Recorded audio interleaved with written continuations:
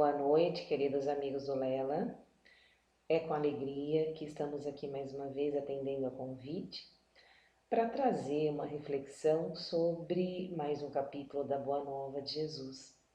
Mas antes, eu gostaria de convidá-los à nossa oração de início. Então vamos todos elevando os nossos pensamentos, os nossos sentimentos a Deus nosso Pai, agradecendo pela oportunidade de juntos podermos refletir e partilhar o Evangelho de Nosso Senhor, que a sua bondade e as suas bênçãos nos envolvam e permitam que o Evangelho venha para nós como semente no solo fértil do nosso coração, a nos socorrer nas aflições e nas angústias, a provocar em nós reflexões de maneira tal que possam nos amparar. Querido Jesus, abençoa o nosso propósito de aprender, de entender, de refletir e de buscar-te. Sê conosco, querido Mestre, assim seja. Bom, amigos, hoje nós vamos falar sobre um tema tão contemporâneo quanto oportuno: ansiedades. Esse tema está no livro Pão Nosso, no seu capítulo 8, e inicia assim: lançando sobre ele toda a vossa ansiedade, porque ele tem cuidado de vós. Está em Pedro 5:7. Diz o Emmanuel, diz o nosso benfeitor: as ansiedades armam muitos crimes e jamais edificam algo de útil na terra. Invariavelmente, o homem precipitado conta com todas as probabilidades contra si. Opondo-se às inquietações angustiosas, falam as lições de paciência da natureza, em todos os setores do caminho humano. Se o homem nascesse para andar ansioso, seria dizer que veio ao mundo não na categoria de trabalhador em tarefa santificante, mas por desesperado sem remissão. Se a criatura refletisse mais sensatamente, reconheceria o conteúdo do serviço que os momentos de cada dia lhe podem oferecer e saberia vigiar com acentuado valor os patrimônios próprios. Indubitável que as paisagens se modificarão incessantemente, compelindo-nos a enfrentar surpresas desagradáveis, decorrentes de nossa atitude inadequada, na alegria ou na dor. Contudo, representa em positivo da lei a nossa obrigação de prosseguir diariamente na direção do bem. A ansiedade tentará violentar corações generosos, porque as estradas terrenas desdobram muitos ângulos obscuros e problemas de solução difícil. Entretanto, não nos esqueçamos da receita de Pedro: lança as inquietudes sobre as tuas esperanças em nosso Pai. Porque o divino amor cogita do bem-estar de todos nós. Justo é desejar firmemente a vitória da luz, buscar a paz com perseverança, disciplinar-se para a união com os planos superiores, insistir por sintonizar-se com as esferas mais altas. Não ouvides, porém, que a ansiedade precede sempre a ação de cair. Precede sempre a ação de cair, Vamos então refletir sobre o que traz o nosso benfeitor sobre a ansiedade. Pedro nos traz uma mensagem de fé, lançando sobre ele toda a ansiedade, porque ele tem cuidado de vós. A ansiedade, se nós formos parar para refletir, ela tem muito da falta da fé, O ansioso não tem fé. Ele não tem fé em si mesmo, ele não tem fé em Deus.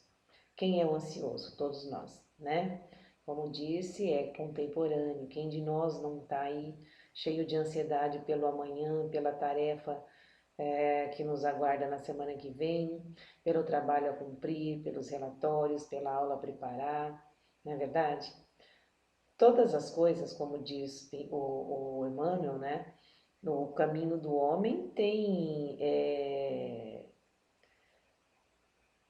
tem coisas difíceis de todos os homens, Mas daí a gente ser só um ansioso, Se o homem nascesse para andar ansioso, seria dizer que veio ao mundo não na categoria de trabalhador em tarefa santificante, mas por desesperados, sem remissão. E por vezes é assim que nós nos vemos, desesperados e sem remissão. Isso é falta de fé, né? Vamos ouvir Pedro, porque ele tem cuidado de vós. E nós duvidamos, né? Porque nós, no meio da nossa tempestade, no olho do nosso furacão, nós não nos damos conta que ele tem cuidado de nós. Aliás, nós não nos damos nem conta de quem é ele. Ele quem, né? Quem cuida de nós? Ele que nos criou, ele que nos conhece, ele que é Deus, ele pelo qual Jesus veio para nos trazer a boa nova de que nós temos um Pai, nós não temos um Deus vingativo, nós não temos um Deus cobrador, não. Nós temos um Pai que ama. E esse é o Criador de todas as coisas, inclusive de nós mesmos. Um Pai que ama, que cuida de nós. Então, a partir de Jesus Cristo, nós não podemos nos dizer cristãos se nós não praticarmos a fé, se nós não acreditarmos nesse que cuida de nós. A ansiedade, ela nos tira desse caminho de crença realmente, de nos abandonar em Deus, como fez Jesus no auge da sua agonia. Ele sabia, né, que ele estava com Deus e que Deus estava com ele. Aquela tranquilidade, mesmo nas grandes aflições, mesmo sendo torturado de uma maneira tão vil, ele tinha a tranquilidade de quem descansava no Pai. E ele veio trazer os exemplos, e nós, dentro dos nossos dias ansiosos e cheios de expectativas, nós não nos damos conta do quanto esse mestre exemplificou tudo o que ele disse. Tudo que ele fez foi dar testemunho do amor que rege e que rege esse mundo todo, né? Que rege essa orquestra, né? Que orquestra tudo isso. Nós estamos submetidos indubitavelmente, inexoravelmente a esse amor. Então, as nossas ansiedades, elas vão contra essa fé, essa certeza desse Pai amoroso que cuida e de que nós não fomos feitos para viver desesperados e sem remissão. Emmanuel pede para que a gente observe as lições da natureza, né? O sol não fica ansioso por nascer antes do tempo dele. Ele não pede para que a noite vá embora logo porque ele está com pressa. A flor não quer abrir antes da outra flor. Não, eu preciso abrir antes dela, né? Eu preciso ser mais bonita, eu preciso provar que eu sou mais bonita.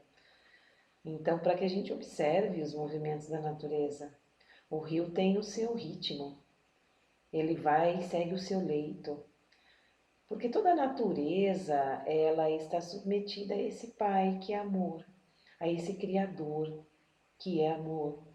Então, ela se entrega a esse amor tal qual Jesus se entregou. Tal qual os próprios apóstolos, né? Apesar de não terem sido, Jesus escolheu homens tão humanos quanto nós, cheios de defeitos, né? Pedro, Paulo, todos esses apóstolos tinham muitos defeitos.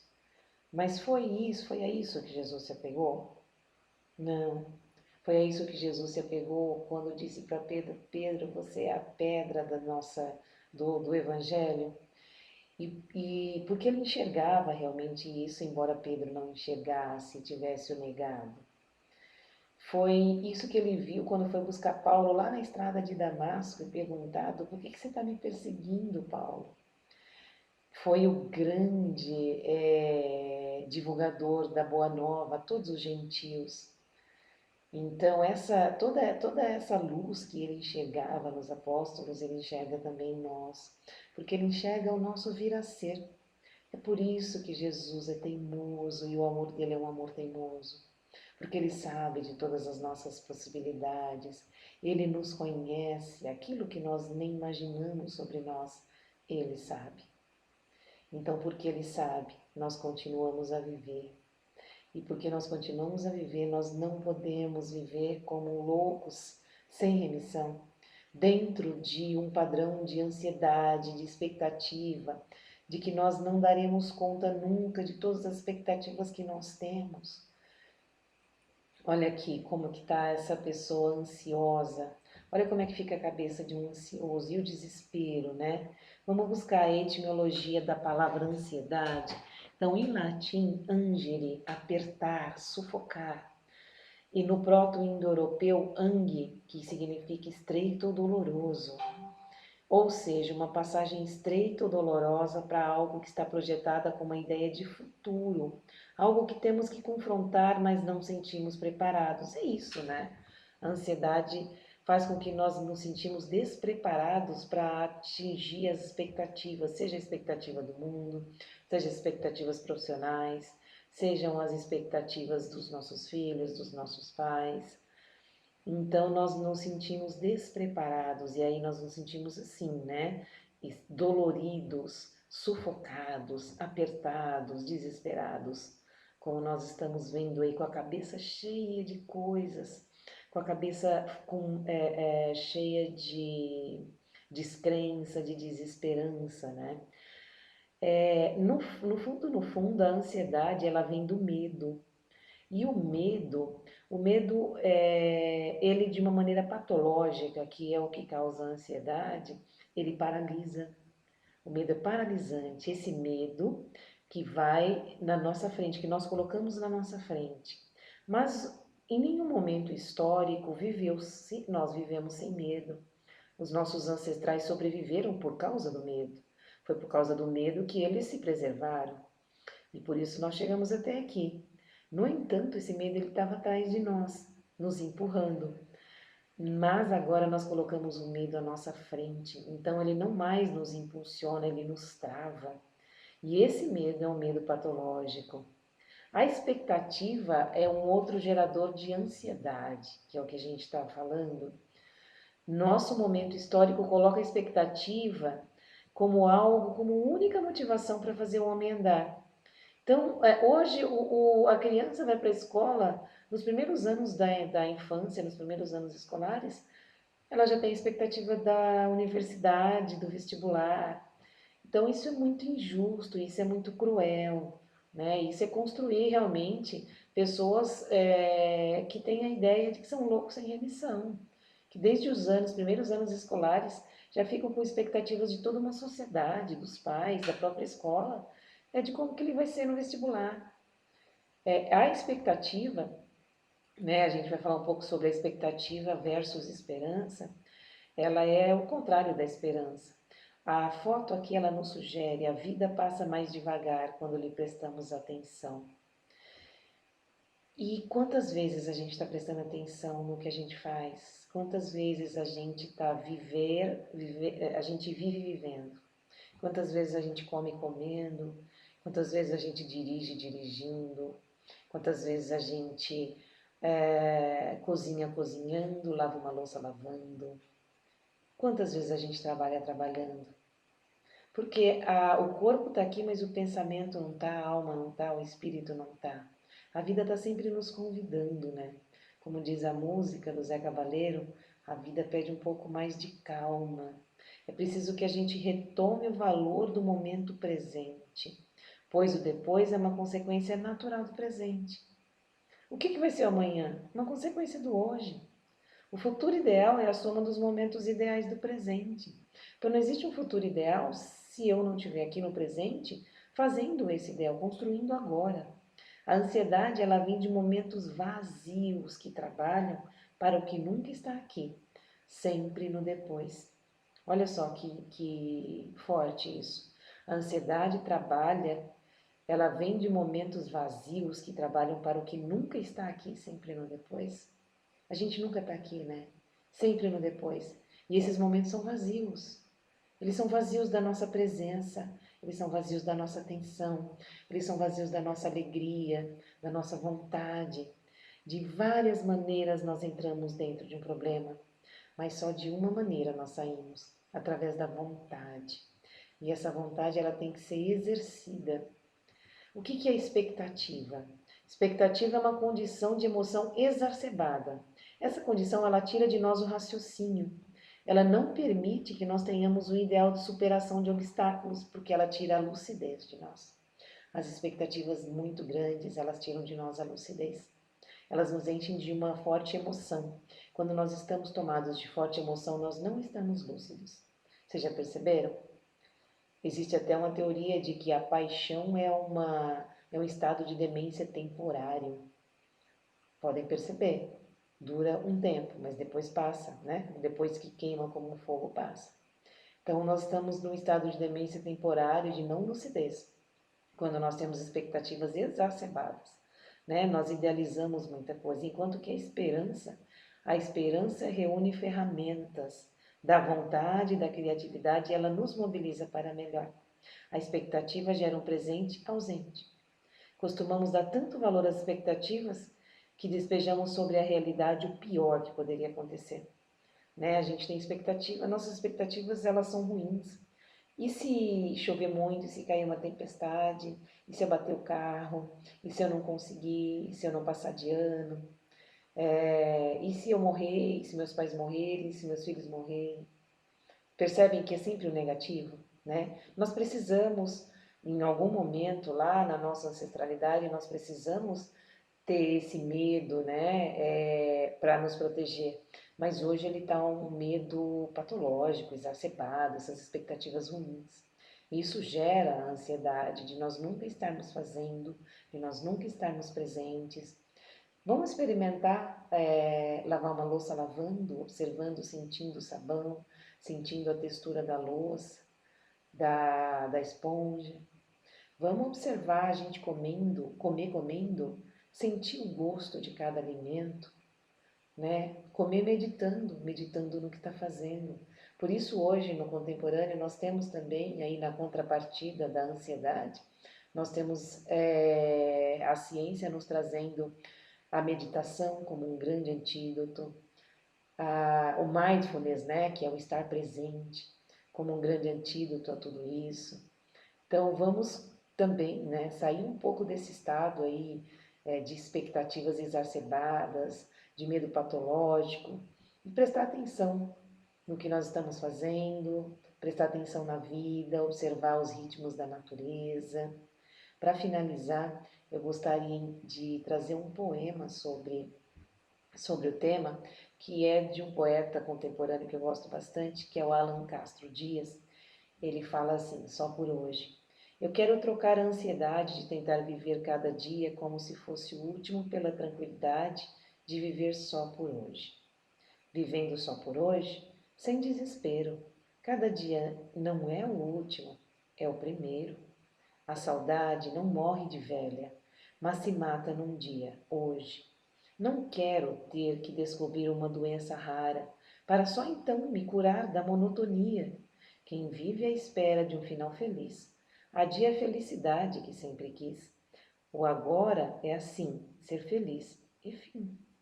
Essa consciência nos traz de volta para casa, porque às vezes é a urgência que nos consome e nos atrasa.